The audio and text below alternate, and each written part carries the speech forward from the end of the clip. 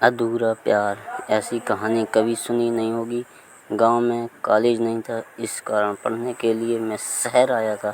शहर में हमारे फूफा जी का एक कमरे का मकान था जो खाली पड़ा था, तो उन्होंने हमको दे दिया बिना किराए लिए, जहां आसपास सब गरीब लोगों के घर थे और मैं इस घर में बिल्कुल अकेला था। सब काम मुझे खुद ही करने पड़ते थे, खाना बनाना, कपड़े धोना, घर की साफ सफाई करना। कुछ दिन बाद एक गरीब लड़की अपने छोटे भाई के साथ मेरे घर पर आई। आते ही उस लड़की ने मुझसे सवाल किया, तुम मेरे भाई को ट्यूशन करा सकते हो क्या? मैंने कुछ देर सोचा, फिर कहा नहीं। उसने कहा क्यों? मैंने कहा टाइम नहीं है, मेरी पढ़ाई डिस्टर्ब होगी। उसने कहा बदले में मैं तुम्हारा खाना बना दूंगी। शायद उसे पता था कि मैं खाना खुद पकाता हूँ।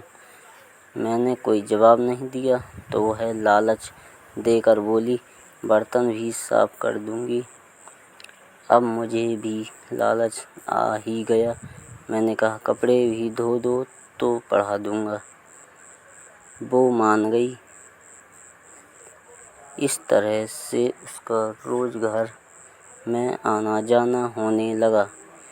वो काम करती रहती और मैं उसके भाई को पढ़ा रहा होता।